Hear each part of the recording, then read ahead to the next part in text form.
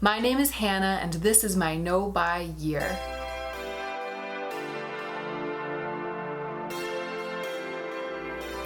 Ta-da! I found my sunnies. In my last check-in, I was talking about how my wallet had been stolen and I had left my favorite sunglasses in North Carolina. Well, here's what happened. I put my favorite sunglasses into the pocket of my winter coat, which I had with me in North Carolina because it was still a little chilly. And then I packed my winter coat into my suitcase, and when I unpacked, I just hung it back into the closet. So I had looked everywhere, and finally I grabbed my coat one day. It's kind of a light coat, so I'll grab it at night if it's getting cold in LA. I put my hand into my pocket and I pulled these beauties out, and I was so excited to have them back again. If it hadn't been my no-buy year, I would have gone out and found new sunglasses to replace these in between the time that I thought I lost them and the time that I found them again.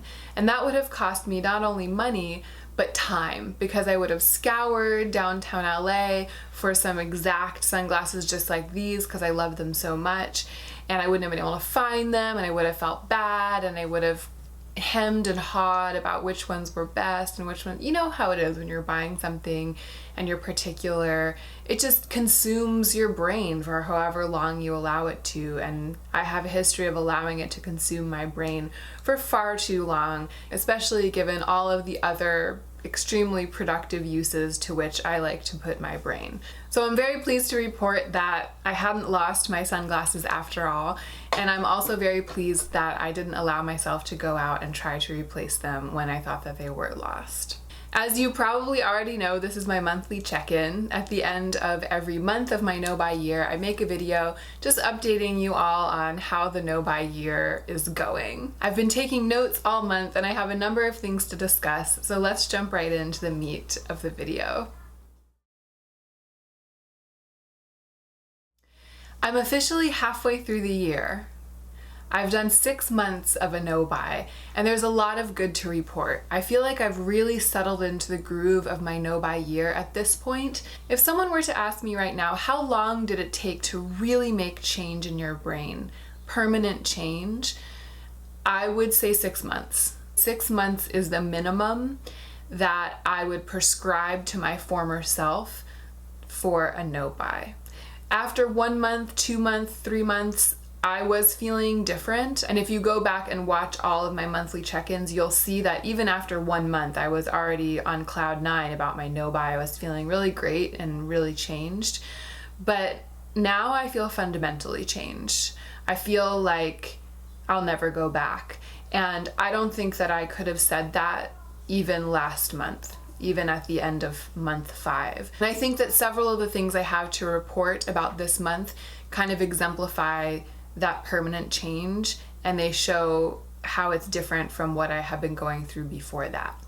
The first thing is that my collection feels bigger to me now, bigger than it used to feel. And that's because I've been spending more time with it. I've been shopping my stash. I've also been having makeup playtime several nights a week where I sit down and mess with my makeup and put on a fun editorial look right before I wash my face and go to sleep. Really getting to know every product, every nook and cranny. I've been trying to establish like a mind palace of my makeup collection, meaning that before my no-buy year, if you were to ask me to sit down and list out everything that's in my makeup collection without me being able to look at it, I wouldn't have been able to do that. There's tons of stuff that I would have forgotten about. I just had more than I knew I had. Literally. Now that I'm starting to have a pretty well furnished mind palace of makeup, it's a mansion. My collection seems enormous. It is enormous, and it now feels enormous. It feels like it's growing every day as I get to know it better and better, which is super cool.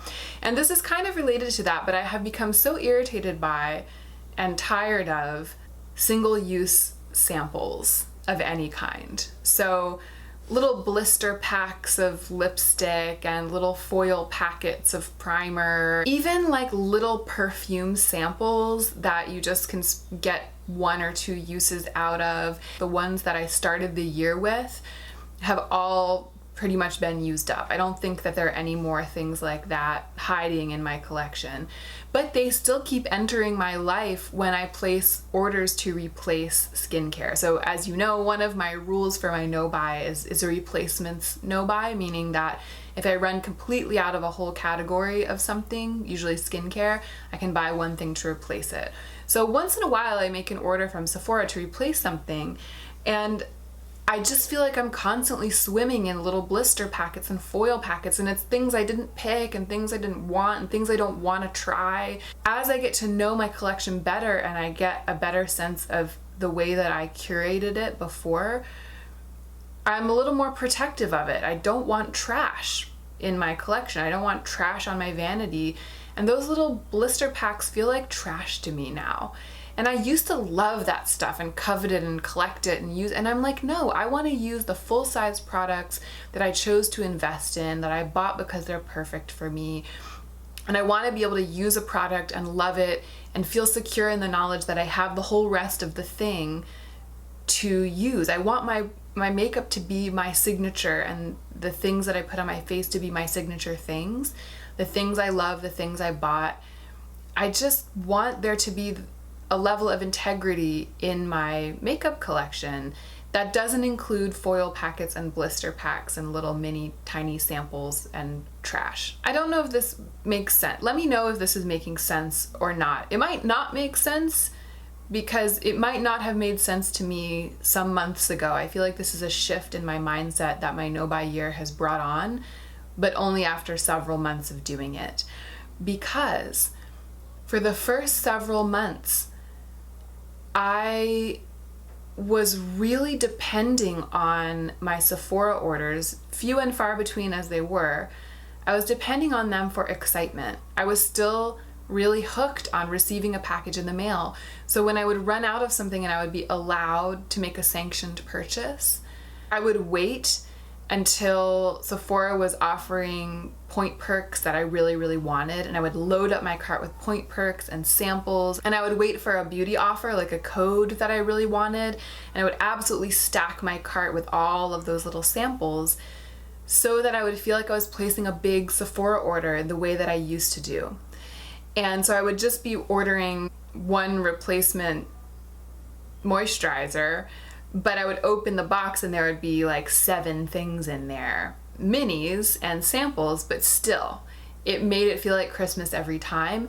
And that's the thing that I'm trying to break my obsession with. Like, that's the thing I'm trying to get away from.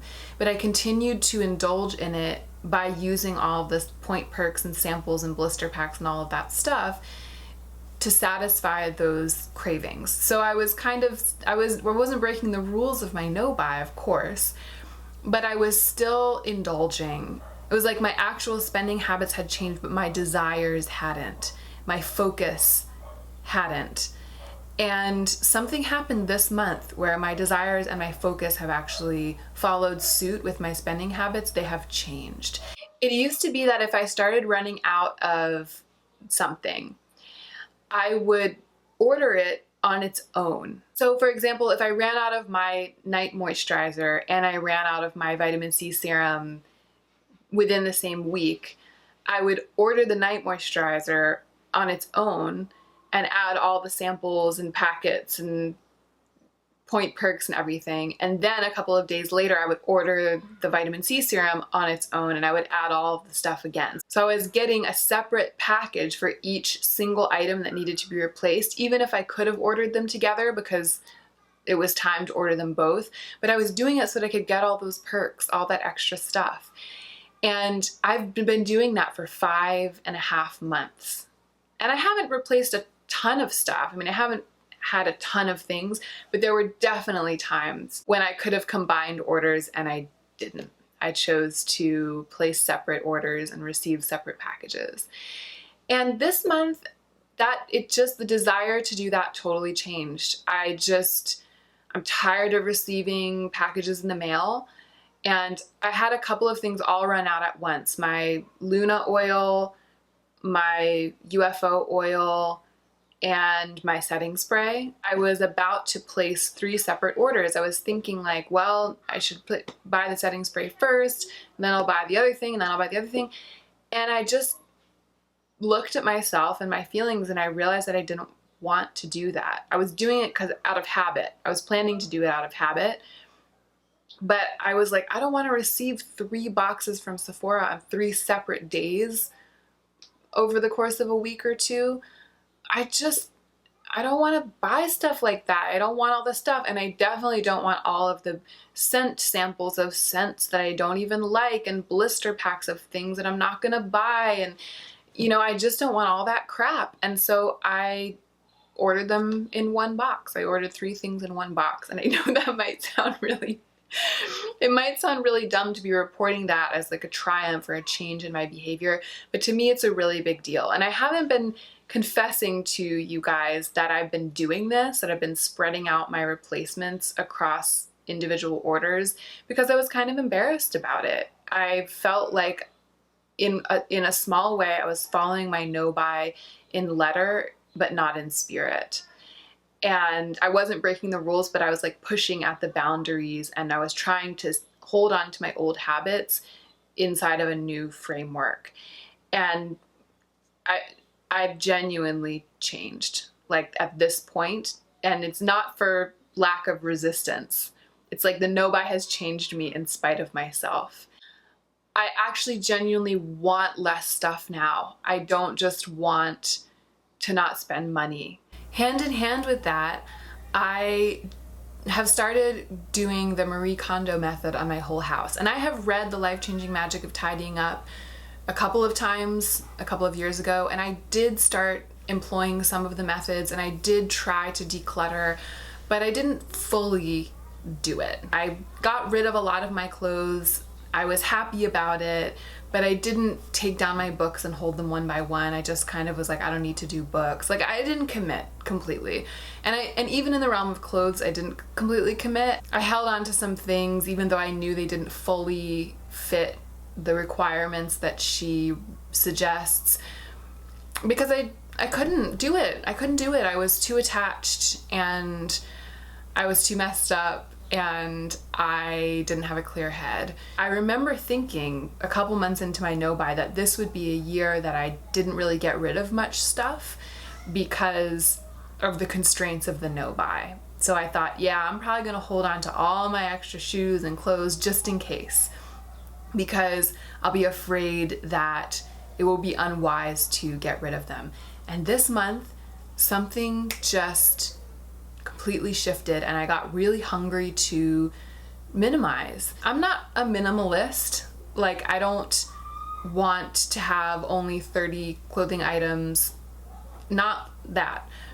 But I wanted to find that click point, that point for me, where I feel like I have the right number of things that's not too much, because I felt like I had too much. I read The Life-Changing Magic of Tidying Up again, and I also checked out Spark Joy from the library, which is the sequel. It has a lot of details about the process. And last weekend, I went through my closet truly, honestly, ruthlessly, and I got rid of about half of my clothes. And I'm ecstatic about it. Next up is books. I haven't had time to start that yet, but I'm gonna go through every category, and I'm gonna really thoroughly tidy my life once and for all. I've wanted to do this for years, and I haven't had the chops. Suddenly, 6 months into my no-buy, the chops developed. So my collection feels bigger, my closet feels bigger actually now that I have gotten rid of half of it. The same thing happened. I got rid of half my clothes, and now I feel like I have more beautiful clothes than I had before. I'm tired of blister packs. I've stopped over-ordering from Sephora. And then the other huge shift in my mindset that I wanted to share is that I've started to think a lot about ethical consumerism. And this is another thing that felt like it's kind of come out of nowhere for me. I know about the blight that fast fashion is on our environment and on our earth. And I have just been too addicted to fashion to do anything about it in my own life. I've been a Zara shopper, I've been an H&M shopper, I've just always felt like my little dollar, my little coin is just a drop in the bucket, and I really, really need that editorial ruffled sweater in my life. And I've just allowed myself to push my knowledge of what those companies are doing to the earth away. It feels so bad to say it out loud. I knew I was gonna say this in this video. I had written notes. I was like, oh yeah, I gotta talk to my subscribers about my shifts in thinking about ethical consumerism. Yeah. And I was excited to talk about it. And just now when I said that out loud, I was like, I'm so ashamed of myself. I don't know what I was thinking all these years. I feel like I'm better than that, and I was allowing my desire for beautiful things to erase my ethics. If you're not familiar with the way that fast fashion works and the reason it's a problem, I'm gonna link some videos from JUSTINE LECONTE down below. She's a French designer and she makes a lot of videos about the fashion industry. She's a wonderful YouTuber if you're interested in fashion. So yeah, if you don't know what I'm talking about, or if you don't really think it's that bad, go watch JUSTINE. She knows a lot more about it than I do. I do know why I was living this way. It's because I was so dependent on the rush of buying beautiful new things, and I can't afford real designer pieces. So I felt like I could not be my individual self. I couldn't exemplify the Hannah within with my garments if I didn't shop at places like Zara and H&M, where they make, in some cases, very fashion forward pieces in imitation of the things that are on the runway. I just felt like I needed access to that stuff. I felt like I couldn't be happy without it, or rather I felt like it was such a source of happiness for me that it would be unjust for me to take it away from myself, or that it would just be too hard. I was like, yeah, I believe in human rights. I want to save the earth, but not shop at Zara? No, I could never do that. TBH, that's just too much to ask. Sorry. Now that I'm not shopping at all and I'm fine, even the littlest drop of shopping in 2019 is gonna feel like a huge treat, and it's gonna feel like something extra, something on top of my already satisfying life. So I don't need to go to Zara for that. If I've gone a whole entire year without shopping there, I can continue to not shop there. I can go to consignment shops, I can go to ethical clothing shops, and I can save up and buy a dress that's a little bit more expensive from an ethical company instead of buying 10 cheap dresses from a company that's not ethical. All of that stuff seemed impossible before. All of that stuff seemed far beyond my powers because I was addicted to shopping.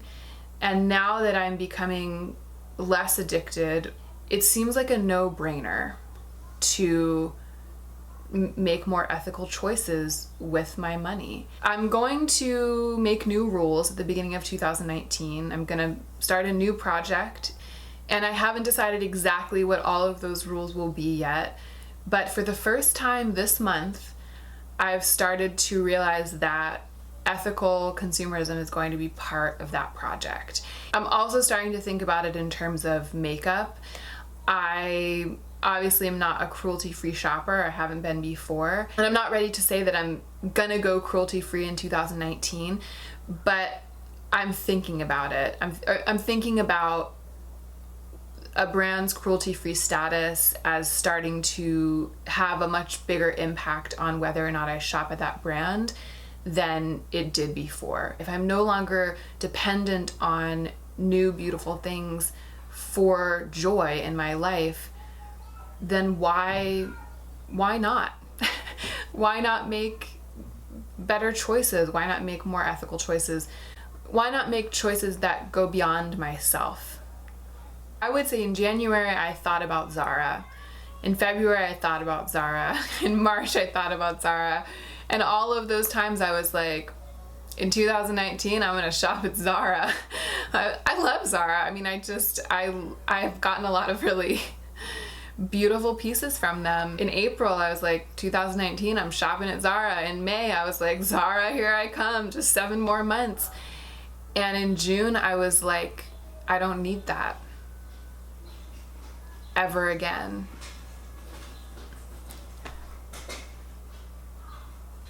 Whew.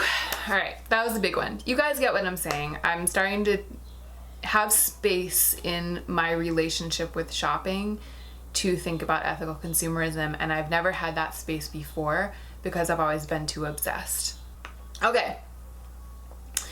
Another thing that has been interesting this year, it's halfway through the year and I decided to check in on how much I have actually spent just on replacements.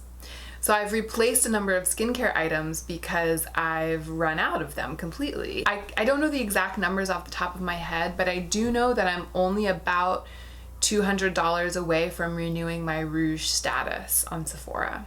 And for those of you who don't know, that you become Rouge when you spend $1,000 in a calendar year. So I believe I've spent over $800 so far just replacing my staple skincare and makeup items. There have been a couple of staple makeup items like my brow gel, and wow, I didn't expect that at all. The $800+ that I've spent in half a year at Sephora just replacing my staple items is only a percentage of what I was spending in the calendar year before. So I definitely feel like it's a vast, vast improvement. As we all know, obviously, it's a radical change to stop buying things other than replacements.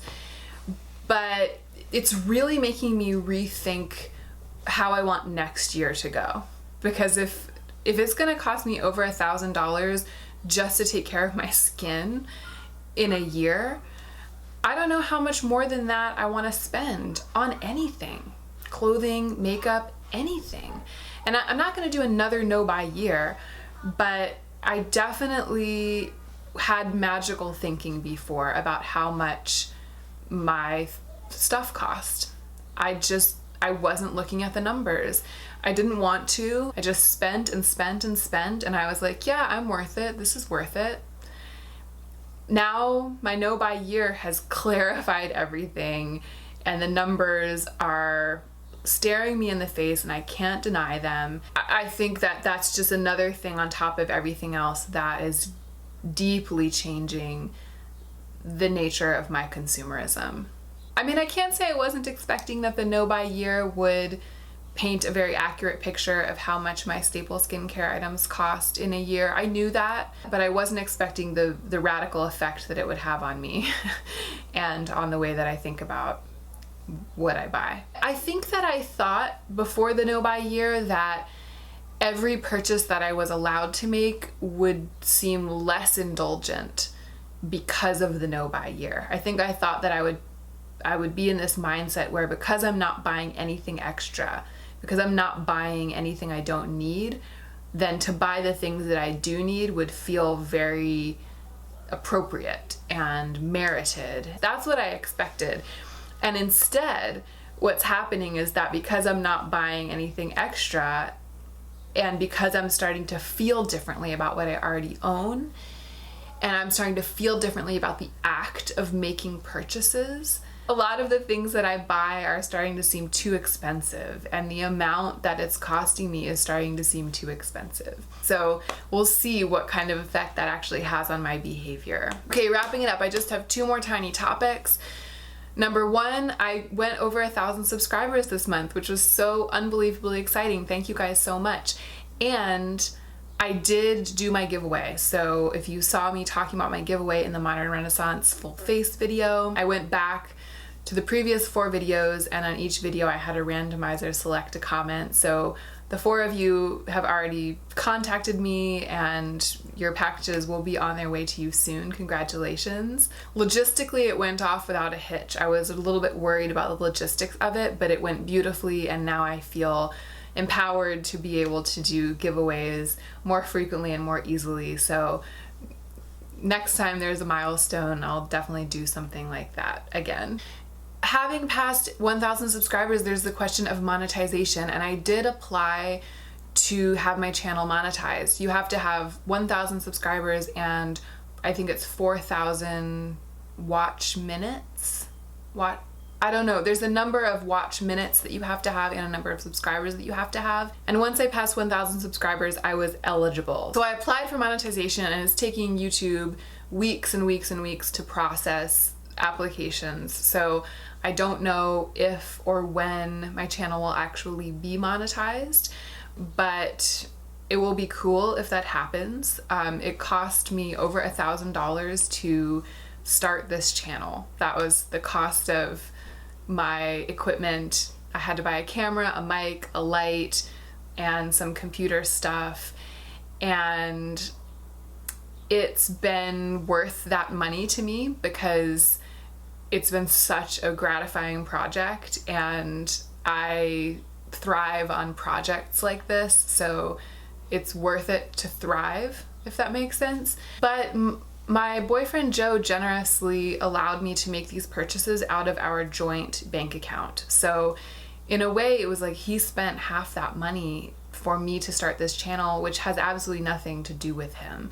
So I would love to be able to pay back that $1,000 into our joint bank account over the next couple of years. And if my channel monetizes now at its current size, I'll only be making between $25 and maybe $40 a month. So it will take a really long time for the channel to pay back its costs. YouTube is not a good business model, in case anyone is wondering. You have to be doing it for the love. Obviously, there are people on YouTube who make a lot of money, but you have to be doing it for a really long time before you get to that point, and I am absolutely nowhere near that point. In case you start suddenly seeing ads on my videos and you feel shocked or you wonder why I'm trying to make money off of this, that's why. It's because I would like eventually to break even with this project. So fingers crossed that it'll happen sometime soon.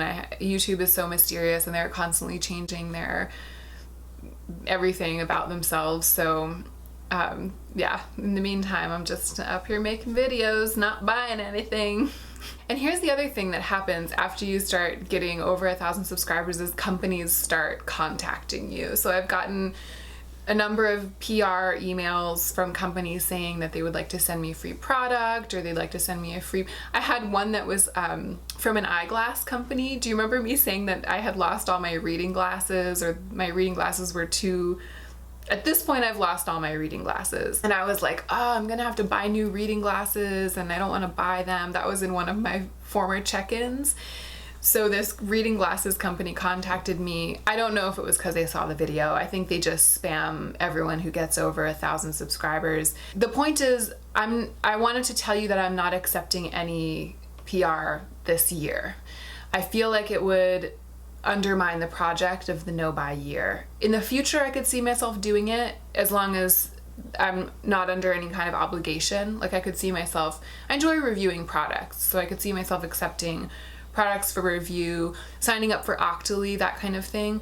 But this year, I'm not signing up for Octoly, I'm not signing up for Influencer, I'm not accepting any kind of offer. I'm not going to bring any new products into my life for free. I feel like I need to maintain the integrity of the relationship between the acquisition of new things and my bank account in order for my rehabilitation this year to proceed in a realistic way. Just wanted to tell you guys that. I've been getting PR offers, I've been turning them down. I'm trying to monetize, and that's kind of where my channel's at. This is sort of the first month that I've had any channel updates, so to speak, and that is what they are. That is it. Thank you so much for watching my monthly check-in for the month of June, halfway through the year and going strong. I hope you enjoyed it, and I hope that you will remember to take extra good care of yourself this week so that you can be the most effective version of yourself as you do your work in the world.